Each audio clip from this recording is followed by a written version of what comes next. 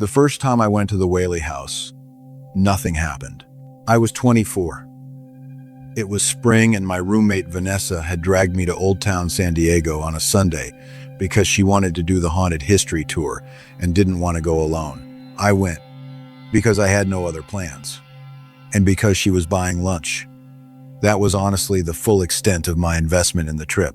I walked through the house, I looked at the Victorian furniture, the courtroom, the plaques on the walls, and I came out the other end, mildly interested in the history, completely unbothered by anything else. I told Vanessa on the walk back to the car. The haunted reputation was mostly just good marketing. She disagreed. We got tacos. I forgot about the Whaley House almost immediately. 6 months later, I was back in Old Town for a completely unrelated reason. My friend Cole was looking at an apartment 2 streets over and wanted a second opinion. After the visit, which took maybe 20 minutes, we had time to kill before dinner, and I pointed at the Whaley House sign and said, "Hey, I've been here before. Want to take a look?" Cole said, "Sure." We paid and went in, and I need to tell you, it was completely different. Not the building. The building was identical. Same rooms, same furniture, same layout I half remembered from 6 months before, but the feeling of it was different. In a way I couldn't pin down for the first several minutes. I kept trying to figure out what had changed. I actually asked one of the docents, had they done any renovation? Any rearranging recently? She said no. Nothing had changed since their last restoration project 3 years prior. I couldn't explain it. I just felt it like the house was awake, in a way it hadn't been the first time. I know how that sounds. I knew how it sounded while I was standing there. The front parlor was fine. Cole was reading every single placard, he's that person, so we moved slowly. The ground floor felt okay. Heavy, maybe, but okay. It was the stairs. Halfway up, I stopped walking. Cole was right behind me and nearly walked into me. I don't know why I stopped. There was no sound, no specific thing I saw.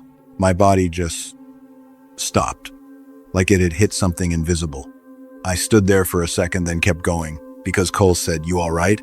And I didn't want to explain it. Top of the stairs. Hallway.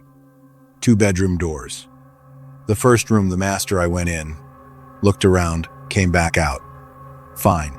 The second room. At the end of the hall, Violet's room, I walked to the doorway and stopped again. And this time it wasn't a vague physical hesitation. This time there was something specific. Standing at that doorway, looking into the room, I had the feeling, sudden and absolute, and completely unlike anything I'd felt in that house 6 months before, that there was someone in the room who did not want me in there. Not a presence in the ghost story sense, not a face or a figure, just a feeling. The way you feel when you walk into a conversation between 2 people who stop talking when you appear. That cold, pointed sense of being unwanted somewhere. I did not go in. Cole went in and looked around and came out and said the rocking chair was cool. I nodded. In the courtroom, Cole was reading the history of the trials, and I was standing near the back just trying to figure out, why did it feel inhabited now in a way it hadn't before? That's when I noticed the smell. Cigar smoke. Immediate and clear, like someone was standing beside me exhaling it. I turned. Nobody close to me. Cole was 10 feet away, reading a plaque. A couple was near the front of the room. Nobody smoking, it's a museum. Nobody's smoking anywhere in there. I stood still and waited. It lasted maybe 15 seconds and then it was completely gone. I walked to Cole and said quietly, "Do you smell that?" He sniffed the air and said, "Smell what?" "Nothing." He smelled nothing. Here's the part I've thought about the most since. On the way out, I talked to a docent who'd been stationed at the front the whole time. I asked her carefully, trying not to sound like I was fishing for a ghost story, whether there were times the house felt more active than others. She was quiet for a second, like she was deciding something. Then she said, yes. In her experience, the house went through periods. Weeks where nothing at all was reported by visitors. And then periods sometimes triggered by nothing she could identify, where reports clustered. Multiple visitors, multiple days in a row, all describing similar things. I asked when the last quiet period had ended. She looked at me and said, about 6 months ago. I've turned that over 100 times. 6 months ago, give or take, was my first visit. The one where nothing happened. The one where I walked through the house and felt nothing. 6 months ago was apparently the end of a quiet period, which means when I came back the second time, the time that felt entirely different. I walked into the beginning of something I still don't have a word for. Cole thought the whole visit was perfectly nice. He said he'd go back. He mentioned the architecture. I have not been back. I keep meaning to explain to him why, and I never quite find the words.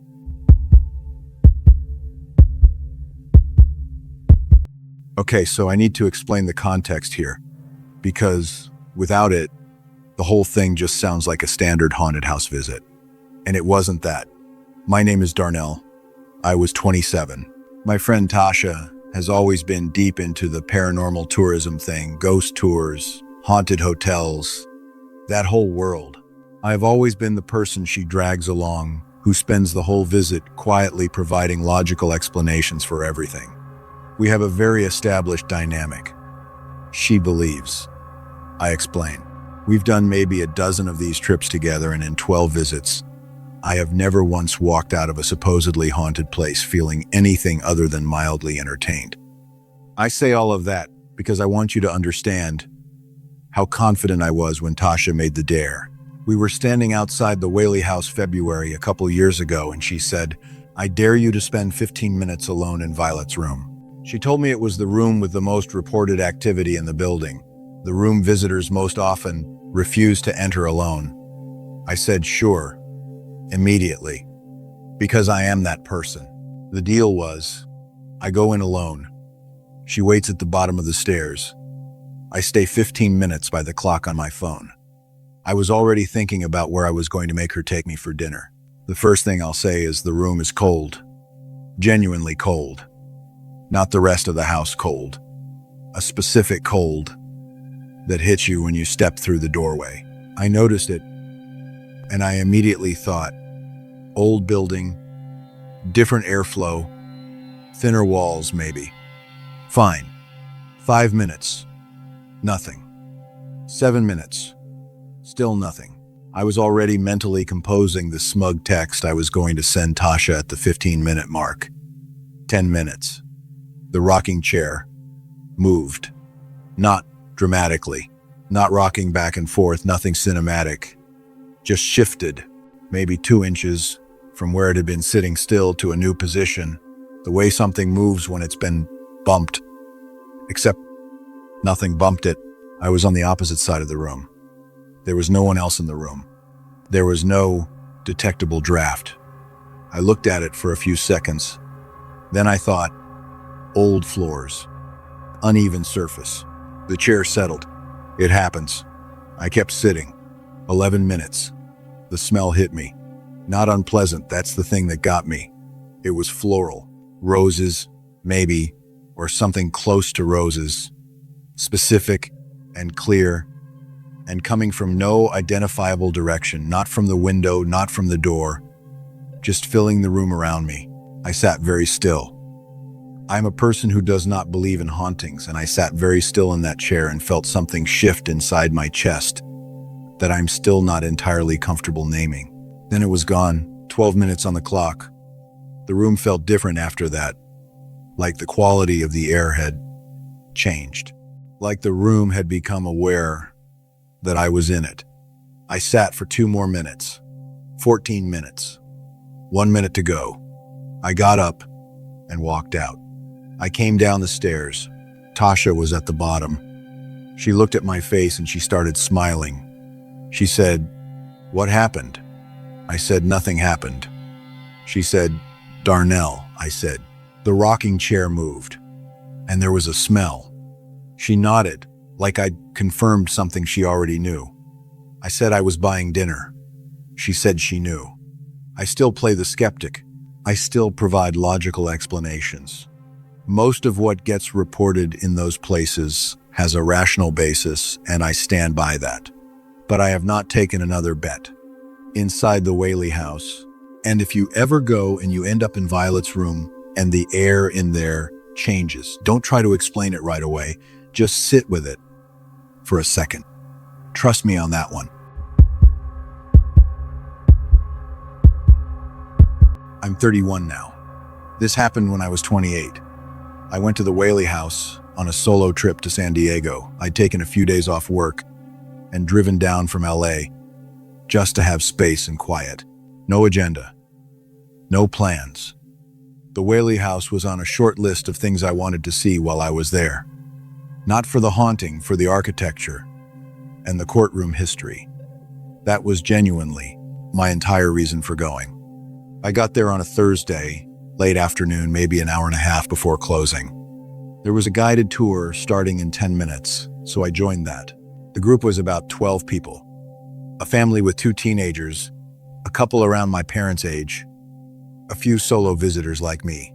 The tour started and was, for the first 20 minutes, exactly what I'd expected. Good history. The guide knew her material. I was genuinely engaged. First thing I noticed, the family left early.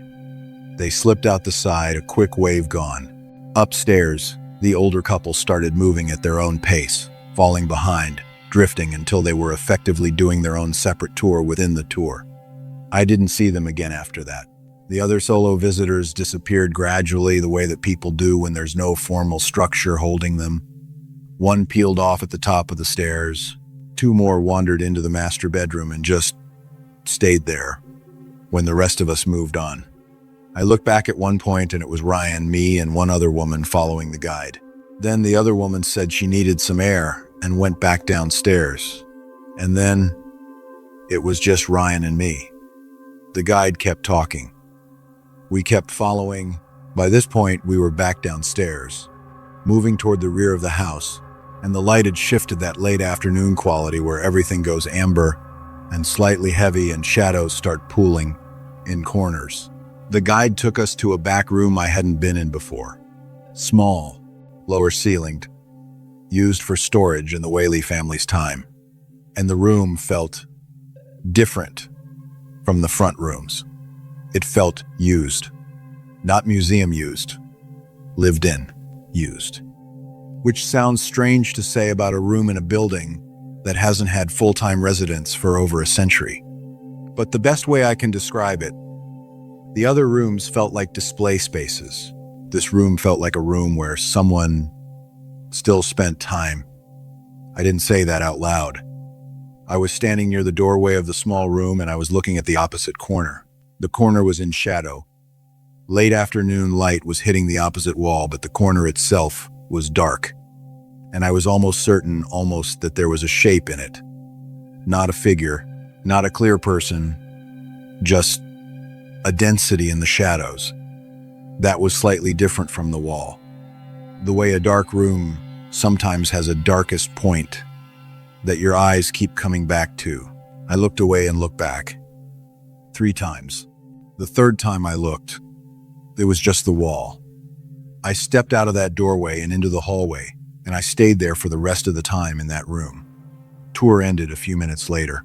Guide thanked us, mentioned the gift shop. Ryan said, "Interesting place, right?"